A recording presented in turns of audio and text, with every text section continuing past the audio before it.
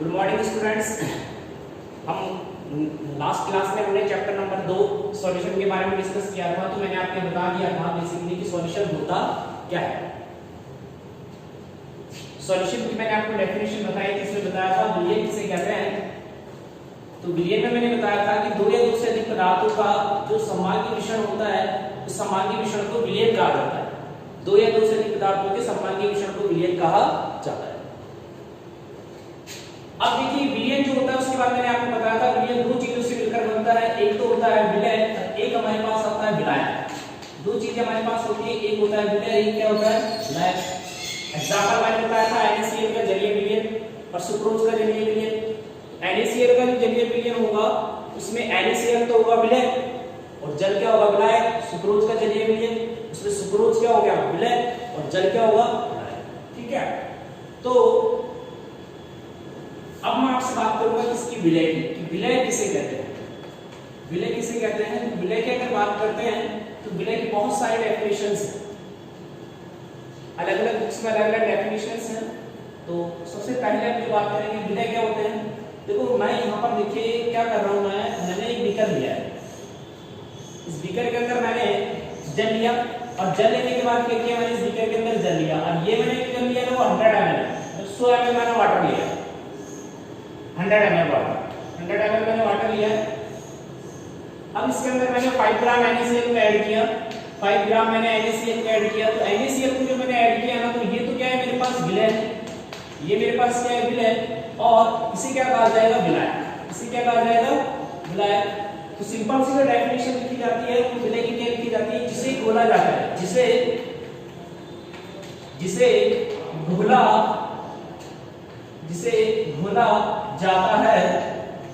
जिसे घोला जाता है उसे क्या कहते हैं विलय।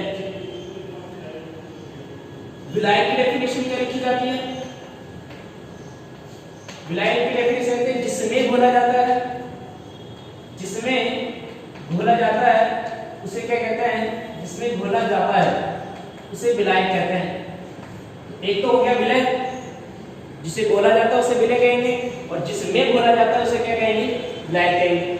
फॉर एग्जांपल या NaCl को घोला जाता है तो ये तो विलय है, और इसमें घोला जाता है तो ये क्या हो जाएगा विलायक।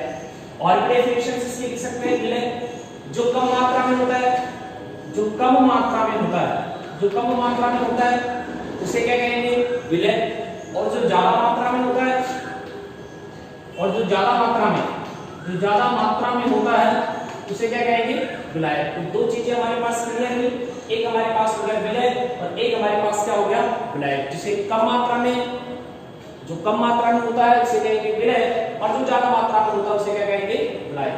अर्थात जिसे घोला जाता है उसे तो कहते हैं विलय, और जिसमें घोला जाता है उसे क्या कहेंगे विलायक। ये बुक्स में लिखा हुआ है, ऐसा होता है, लेकिन ऐसा हमेशा सही नहीं होता। अब आप देखिए कुछ इंपॉर्टेंट बातें जो सीखने के हिसाब से बहुत अच्छी बात है। देखिए मैं यहाँ पर कुछ एक्सपेरिमेंट कर रहा हूँ। पहला एक्सपेरिमेंट मेरे पास 3 बीकर है, बीकर नंबर 1 और ये बीकर नंबर 2 और ये बीकर नंबर 3 बीकर है। इस बीकर के अंदर मेरे पास 100 ml वाटर है, 100 ml वाटर है। इस बीकर के अंदर भी 100 ml वाटर है और इस बीकर के अंदर भी मेरे पास क्या है 100 ml वाटर है, 100 ml वाटर। अब इस बीकर में मैंने क्या किया, इस बीकर के अंदर 100 ml वाटर है, 100 ml H2O, इसके भी अंदर क्या 100 ml H2O है और इसके अंदर क्या 100 ml H2O है। तो यहाँ पर मैंने क्या लिया, ये जल लिया, यहाँ पर मैंने वाटर लिया है और यहाँ पर मैंने क्या लिया वाटर लिया है। अब इससे मैंने क्या किया, इसमें मैंने 5 ग्राम NaCl डाल दिया, 5 ग्राम NaCl डाल दिया। यहाँ मैंने क्या किया, यहाँ मैंने 200 ग्राम डाल दिया, 200 ग्राम डाल दिया, और यहाँ मैंने क्या किया 100 ml एल्कोहल डाला, 100 ml एथेनॉल C2H5OH एथेनॉल डाला। तो अब क्या हुआ, यहाँ देखो इसकी मात्रा ज्यादा है, इसकी मात्रा कम है, इसकी मात्रा कम है तो ये विलय है, इसकी मात्रा ज्यादा है तो ये विलायक है। इसे घोला जा रहा है तो ये विलय है, इसमें घोला जा रहा है तो ये विलायक है। जहां इसे घोला जा रहा है तो ये विलय होना चाहिए। इसे बोला जा रहा है तो ये क्या होना चाहिए? विलय। इसमें बोला जा रहा है तो ये क्या होना चाहिए? विलायक। अगर मात्रा के अकॉर्डिंग देखें, इसकी मात्रा ज्यादा है तो विलायक होना चाहिए, और इसकी मात्रा कम है तो ये विलय होना चाहिए।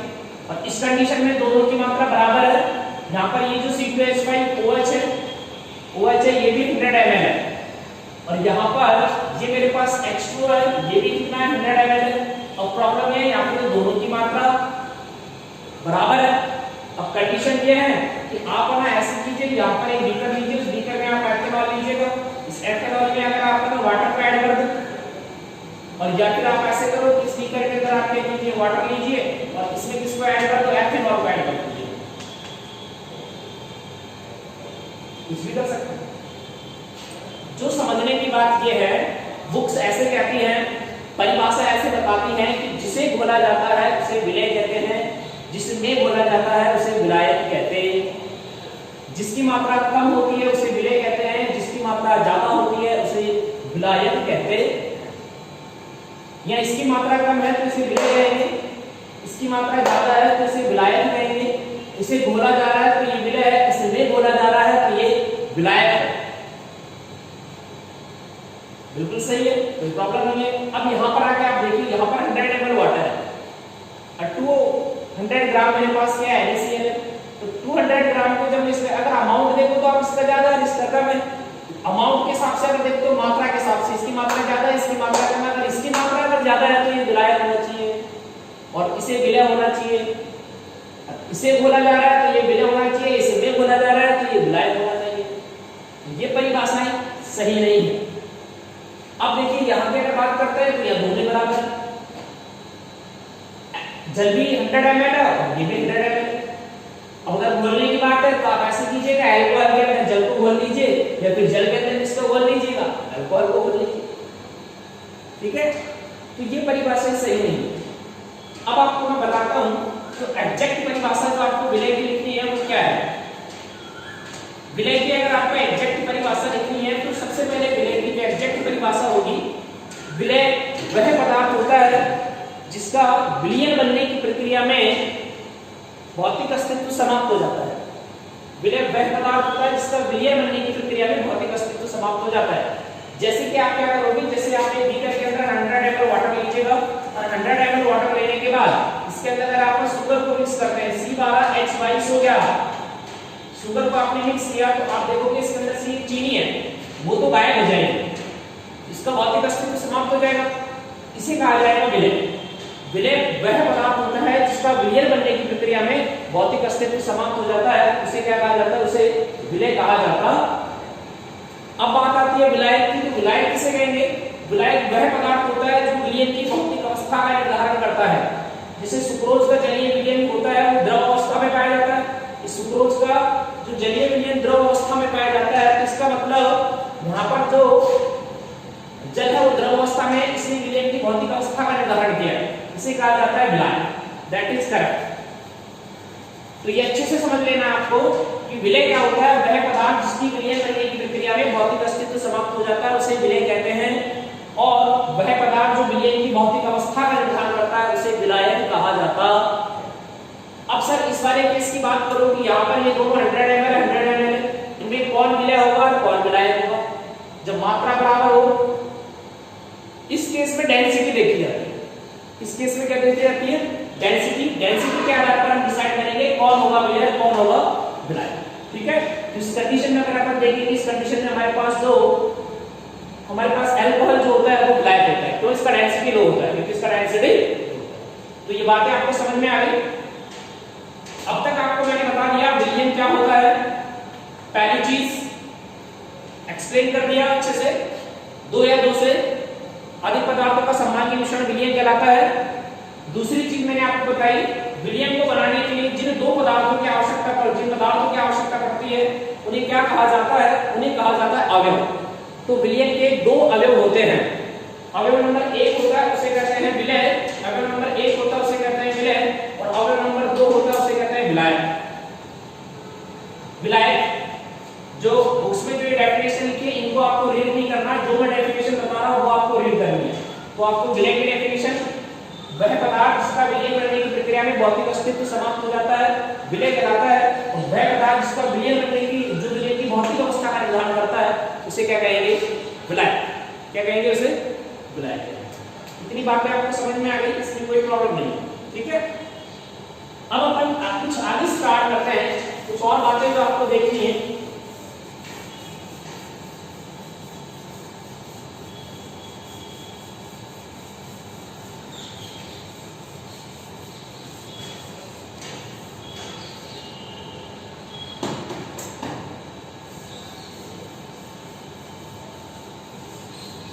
देखिए, दो चीजें में कंफ्यूजन नहीं होना चाहिए।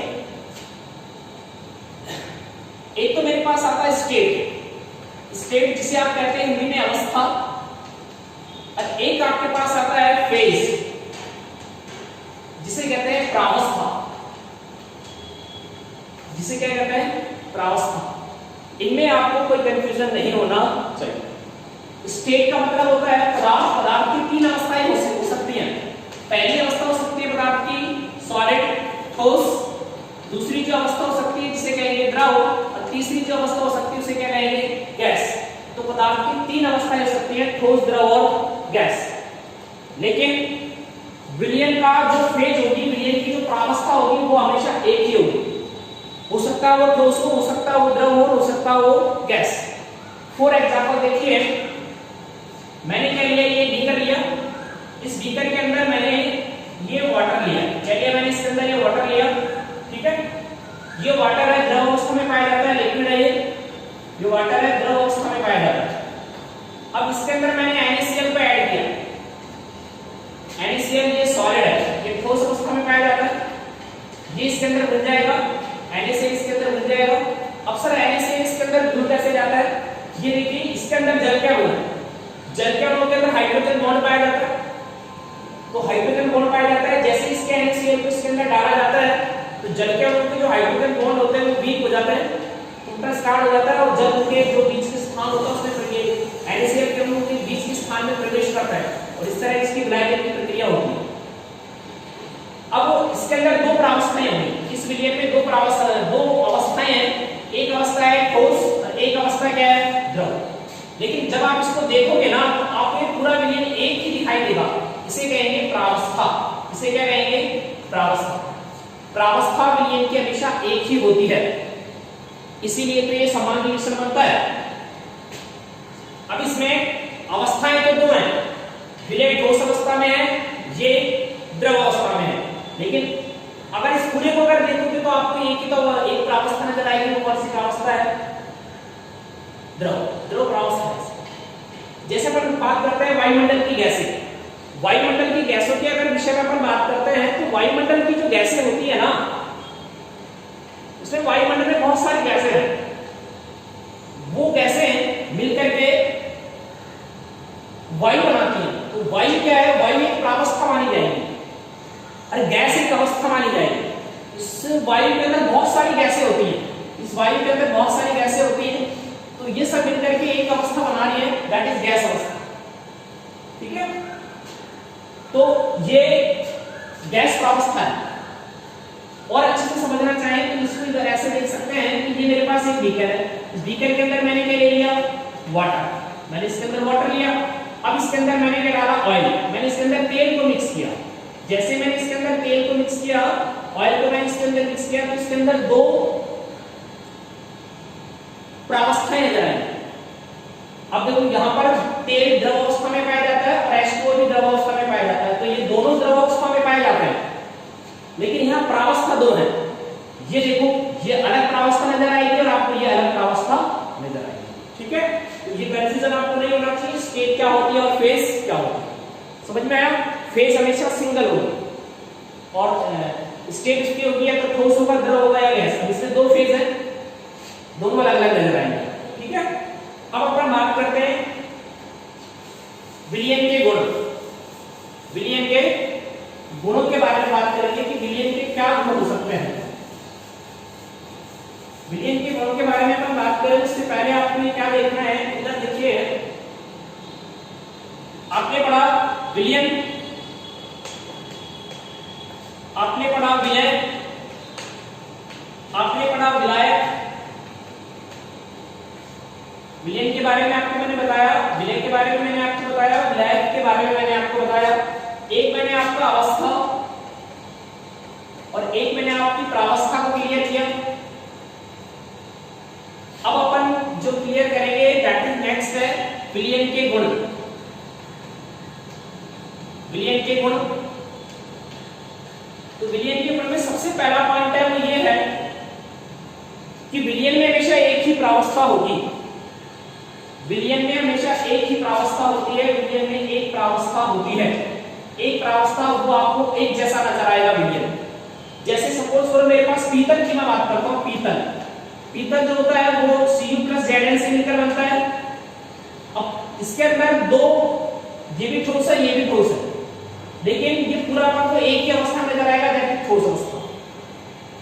कांसे की बात करते हैं, कांसा, कांसा की अगर हम बात करते हैं तो ये Cu + Sn से मिलकर बनता है, Cu + Sn से मिलकर बनता है। तो ये क्या है, ये एक ही ठोस अवस्था, ठोस प्रावस्था में अपन को नजर आएगा। तो विलयन की एक प्रावस्था होती है, विलयन की एक ही प्रावस्था होती।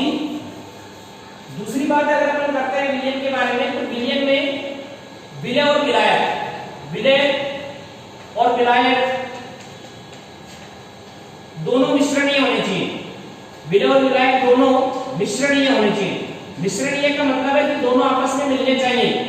ये एक बीकर लिया आपने और एक दूसरा बीकर लिया, इस बीकर में आपने क्या लिया H2O और इस बीकर के अंदर भी आपने क्या लिया H2O। आपने इसके अंदर NaCl को मिक्स किया है और यहाँ पर आपने क्या किया, इसके अंदर ना ऑयल, तेल को मिक्स किया है।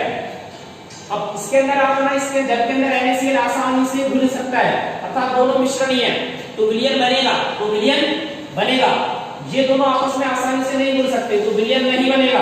तो विलयन अगर नहीं बनेगा, क्योंकि दोनों आसानी से नहीं घुल सकते तो विलयन नहीं मिलेगा, ये दोनों एक दूसरे में नहीं घुलते तो विलयन नहीं मिलेगा। अगर आप इसको जबरदस्ती से घुलना चाहते हो तो जबरदस्ती करने पर ही घुल जाएगा और एक नई चीज बनाएगा जिसे अपन कहते हैं इमल्सन। क्या कहते हैं जिसे, इमल्सन। इमल्सन को हिंदी में कहा जाता है पायस। क्या कहते हैं, पायस। जैसे अपन बात करते हैं मिल्क, दूध की बात करते हैं, दूध, दूध के अंदर क्या होता है, दूध के अंदर दो चीजें होती हैं। दूध के अंदर एक तो क्या होता है, जल होता है, एक तो क्या होता है, जल होता है, और एक इसके अंदर क्या होती है, वसा। दूध के अंदर जल और वसा होता है, ठीक है। तो इसके अंदर जल तो क्या होता है, जल तो इसके अंदर होता है, विलायक होता है, और वसा क्या होती है, विलय होती है। अब देखिए ये दोनों आसानी से नहीं मिलते, लेकिन इनको जबरदस्ती बोल लिया जाता है, इस तरह मिलकर ये मान होता है, ठीक है। तीसरी जो बात हमको देखनी है दैट इज वो ये है कि विलयन जो होता है, विलयन, उस विलयन को के जो अवयव होते हैं उनको हम भौतिक, विलयन के जो अवयव होते हैं उनको हम भौतिक विधियों के द्वारा अलग नहीं कर सकते। विलयन के अवयवों को हम भौतिक प्रक्रम के द्वारा अलग नहीं कर सकते। दो तरह के प्रक्रम आपको होते हैं, तो यहां मैं लिख देता हूं, विलयन को हम भौतिक प्रक्रम के द्वारा अलग नहीं कर सकते। विलयन को हम भौतिक प्रक्रम के द्वारा अलग नहीं कर सकते। दो तरह के प्रक्रम हमारे पास होते हैं, एक होता है रासायनिक प्रक्रम और एक हमारे पास होता है भौतिक प्रक्रम। रासायनिक प्रक्रम का मतलब आपको पता है उसमें केमिकल चेंज आएगा, और भौतिक प्रक्रम का मतलब उसके अंदर फिजिकल चेंज आएगा। तो विलयन के गुण की बात करते हैं, विलयन में एक प्रावस्था होनी चाहिए, विलयन में विलय और विलायक दोनों मिश्रणीय होने चाहिए, और तीसरी बात जो होती है कि विलयन जो होते हैं उसके जो अवयव होते हैं उनको हम भौतिक प्रक्रमों के द्वारा अलग अलग नहीं कर सकते, ठीक है। जहां तक बात आपको समझ में आ गई तो आपकी एक चीज क्लियर हो गई, दैट इज विलयन। सेकंड चीज जो आपकी क्लियर हुई है दैट इज विलय। तीसरी चीज जो आपकी क्लियर हुई है दैट इज विलायक। और फोर्थ चीज है आपकी अवस्था, प्रावस्था को क्लियर किया। तो नेक्स्ट हमने बनाया है विलयन के गुण। विलयन के गुणों को भी हमने क्लियर। अब यहां तक पढ़ने के बाद इस चैप्टर में से जो क्वेश्चन पूछे जाते हैं वो सिंगल लाइन क्वेश्चन पूछे जाते हैं, एक न्यूमेरिकल इसमें से आएगा। तो विलयन हो गया, विलय हो गया, विलायक हो गया, अवस्था प्रावस्था होगा, विलयन के गुण। अगला जो टॉपिक हमारे पास आता है दैट इज, उसका नाम है टाइप ऑफ सॉल्यूशन। उसका नाम है type of solution. Type of solution का मतलब होता है विलयन के प्रकार।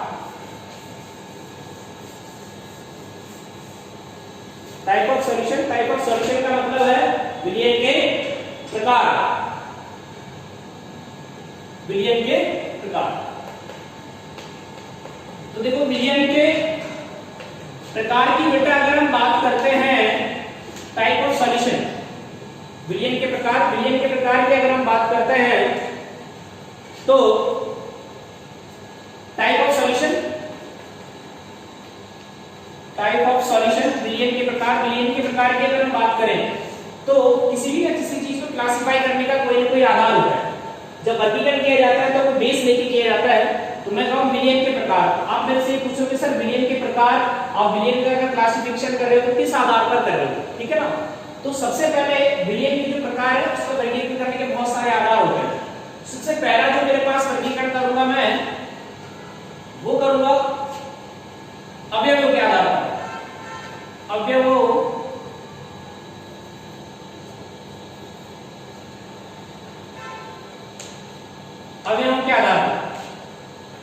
अवयवों के आधार पर विलयन कितने प्रकार के हो सकते हैं?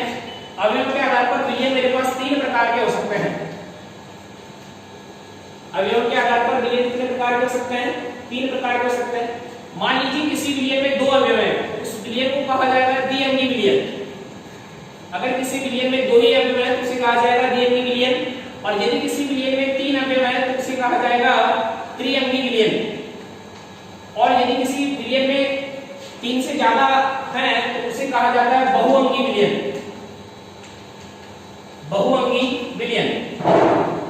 सपोज कीजिएगा ये मेरे पास क्या है, जल है। इस जल के अंदर मैंने क्या मिक्स कर दिया, NaCl। तो जल के अंदर जब NaCl को मिक्स किया तो इसमें 2 अवयव है, 1 और 1 2 ही तो अवयव है, उसे कहा जाएगा द्विअंगी विलयन। त्रिअंगी विलयन का मतलब है ये मेरे पास वाटर है, इस वाटर के अंदर मैंने NaCl डाल दिया और NaCl डालने के बाद मैंने इसके अंदर C12H22 सुक्रोज चीनी को मिक्स कर दिया तो इसके अंदर टोटल कितने अवयव हो गए, 3। इसे कहा जाएगा त्रिअंगी विलयन। ऐसे ही बहुत सारी चीजें ऐसी होती हैं जिनमें अपने को इसको और आगे क्लासिफिकेशन इसका किया जा सकता है। सपोज करो अगर आप इसके अंदर 4 अवयव मिला रहे हैं तो इसे चतुष्क विलयन कहेंगे। अगर इसके अंदर अपन 5 अवयव मिला रहे हैं तो इसे कहेंगे पंचक विलयन कहेंगे। इस तरह इसका और आगे क्लासिफिकेशन कर सकते हैं। लेकिन बेसिकली देखा जाए तो इसको 3 तरीके से बांटेंगे, एक तो द्विअंगी विलयन, एक त्रिअंगी विलयन, एक बहुअंगी विलयन। 2 अवयव हो तो द्विअंगी विलयन, 2 अवयव हो तो द्विअंगी विलयन, 3 अवयव हो तो त्रिअंगी विलयन और 3 से ज्यादा आ जाएंगे तो उसे कहेंगे बहुअंगी विलयन। एग्जांपल मैंने आपको बता दिया, ये मेरे पास क्या है, बीकर है। बीकर के अंदर मैंने क्या लिया, वाटर लिया। इस वाटर के अंदर मैंने क्या डाल दिया, NaCl। तो इसके अंदर 2 ही चीजें हैं, नंबर 1 और नंबर 2, तो इसे कहेंगे द्विअंगी विलयन। अब मैंने क्या लिया, बीकर लिया। इस बीकर के अंदर मेरे पास क्या है, जल है। बीकर के अंदर मेरे पास क्या है, जल। और इसके अंदर मैंने क्या डाल दिया, एक तो मैंने इसके अंदर NaCl डाला बेटा और एक इसके अंदर मैंने डाला C12H22 और ये O11। इसे कहते हैं चीनी, इसे कहते हैं सुक्रोज। इसके बहुत सारे नाम होते हैं। इसे चीनी भी कहा जाता है हिंदी भाषा में, इसे शुगर भी कहते हैं, और इसे बीट शुगर के नाम से भी इसे जाना जाता है। इसे केन शुगर भी कहते हैं, केन शुगर। अब इसके अंदर कितने अवयव हो गए, 3 हो गए। अवयव नंबर 1, अवयव नंबर 2, अवयव नंबर 3। तो अगर 3 अवयव हो तो उसे त्रिअंगी विलयन कहेंगे। और बहुअंगी विलयन का मतलब है जब 3 से ज्यादा अवयव हो तो उसे कहेंगे बहुअंगी विलयन। जैसे हम नींबू की शरबत बनाते हैं, नींबू की जो शरबत बनाते हैं ना, उसके अंदर बहुत सारी चीजें मिक्स कर देते हैं। उसके अंदर हम वाटर मिक्स करते हैं, उसके अंदर हम क्या करते हैं, उसके अंदर चीनी मिक्स करते हैं, C12H22 वगैरह। उसके अंदर आप थोड़ा सा नमक डाल दीजिएगा और उसके अंदर आप लेमन जूस भी डालोगे। इस तरह बहुत सारे अवयव हो जाएंगे तो उसे कहा जाएगा बहुअंगी। ठीक है, तो ये विलयन के प्रकार में सबसे पहला टाइप था अवयव के आधार पर। तो अवयव के आधार पर कितने प्रकार के विलयन होंगे, 3। द्विअंगी विलयन जिसमें 2 अवयव है, द्विअंगी विलयन। त्रिअंगी विलयन जिसमें 3 अवयव है, त्रिअंगी विलयन। और बहुअंगी विलयन, बहुअंगी का मतलब इसमें 3 से ज्यादा है। इसका एग्जांपल मैंने बता दिया, नमक का जलीय विलयन। इसका एग्जांपल मैंने आपको बता दिया, नमक और चीनी का जलीय विलयन, नमक और चीनी का जलीय विलयन। और इसके अंदर आप ना बहुत सारे एग्जांपल आप देख सकते हो, शरबत वगैरह जो होते हैं ना, जितने भी साल्ट होती है, मेडिसिन वगैरह जो होती है, वो सारी इसी कैटेगरी के अंदर आती है। ठीक है, आज इतना ही।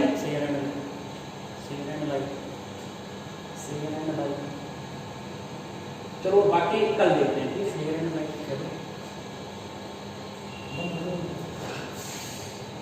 कितनी देर हो